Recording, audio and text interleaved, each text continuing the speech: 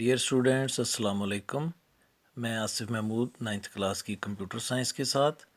Computer science में हम पढ़ रहे हैं cipher methods. Substitution cipher method हमने पढ़ा, 2 साइफ़र मेथड्स हमने डिस्कस किए थे, उनमें से एक को हमने डिटेल से पढ़ा था, सीज़र साइफ़र मेथड।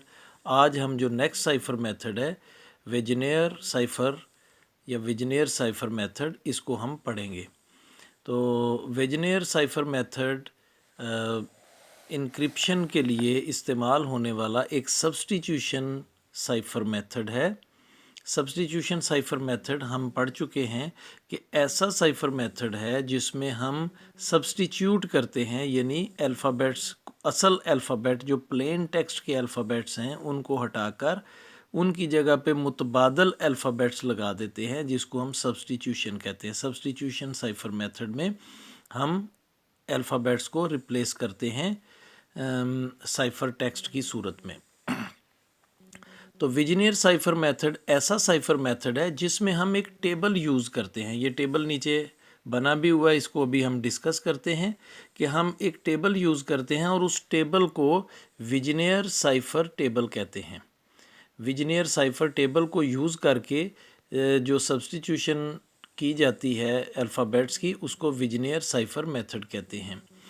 तो इसमें वो टेबल जो है विजनियर साइफ़र टेबल, वो क्या टेबल होता है कि उसमें 26 रोज़ और 26 कॉलम्स होते हैं।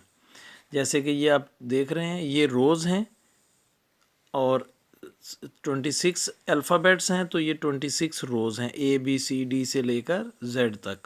और इसी तरह 26 कॉलम्स हैं, ABC से लेकर Z तक। तो 26 रोज़ और 26 कॉलम्स हैं। Where the first row contains the original alphabets from A to Z।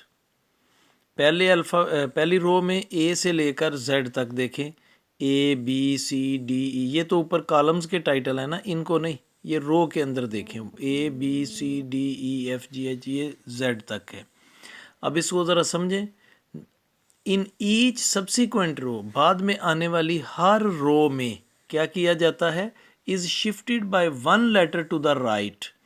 एक लेटर राइट को शिफ्ट किया जाता है, यानी ये ABCD, अब BCDEF और एंड पे देखेंगे Z के बाद फिर A आ जाएगा।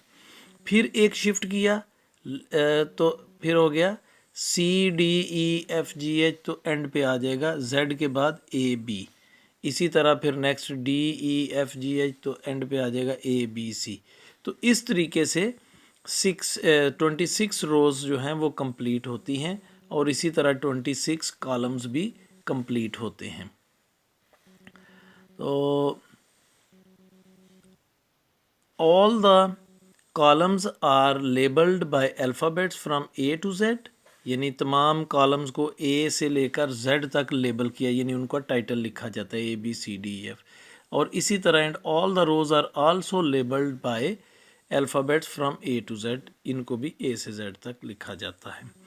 अब देखते हैं ये मेथड काम किस तरह से करता है। विजनियर साइफ़र मेथड, यहाँ तक उम्मीद है आपको समझ आ गई होगी इस टेबल की। अभी इन कलर्स को आप नहीं देखें, इन कलर्स का मतलब जब हम इसकी डिटेल पढ़ेंगे तो आप पे थोड़ा सा वाजे होगा कि इन कलर्स का क्या मतलब है। तो नेक्स्ट हम देखते हैं विजनियर साइफ़र मेथड काम किस तरह करता है। In this method we have a substitution की।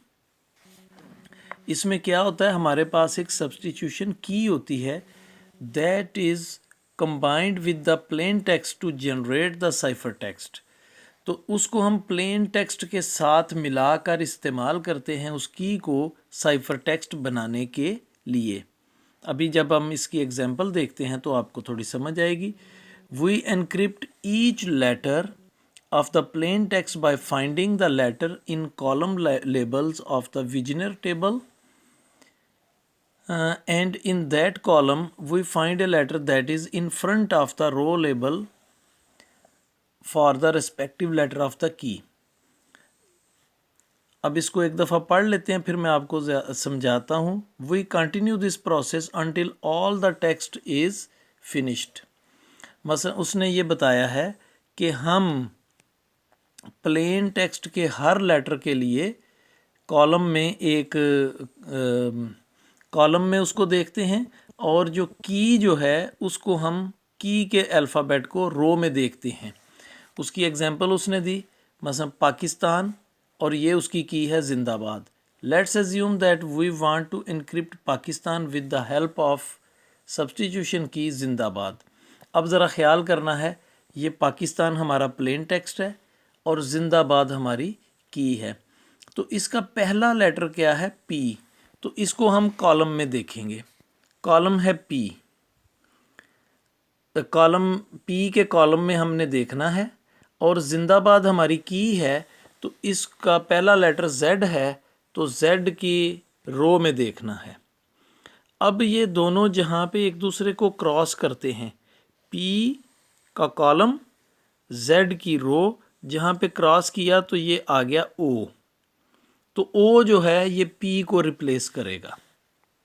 इसी तरह फिर देखें कि उसके बाद आता है पाकिस्तान में ए, तो ए का कॉलम में देखेंगे, और जिंदाबाद में आगे आता है आई।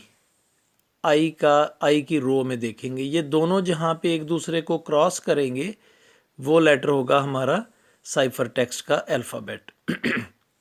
आई जो है ये आ जाएगा। इसी तरह फिर पाकिस्तान में पी ए के, आगे के का कॉलम देखेंगे, और अब की का थर्ड लेटर जो है वो जिंदाबाद में आएगा एन।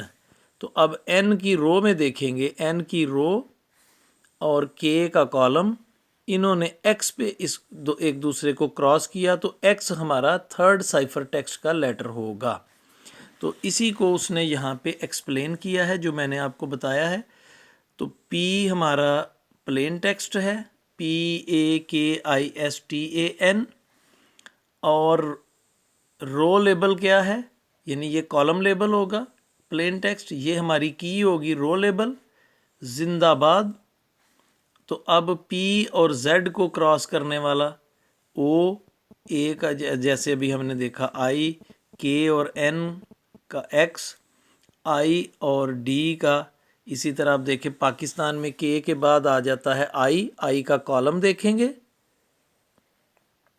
और जिंदाबाद में आगे D आता है, तो D की रो देखेंगे, और ये दोनों एक दूसरे को क्रॉस करते हैं L पे। तो हमारा नेक्स्ट लेटर होगा साइफर टेक्स्ट का, वो L होगा। तो इस तरीके से OIXLSUAQ,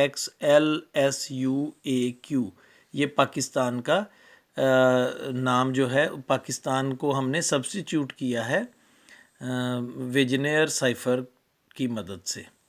तो ये बन जाएगा टेबल। तो इस तरीके से हम इसको यूज़ करते हैं। इसमें एक ख़ास बात, इम्पॉर्टेंट नोट ये है कि हमने जो की रखी हुई है, मसलन इसमें देखें पाकिस्तान का जो ये जिसको हम प्लेन टेक्स्ट है, इसके अल्फ़ाबेट हैं 8, और हमारी की के भी अल्फ़ाबेट हैं 8।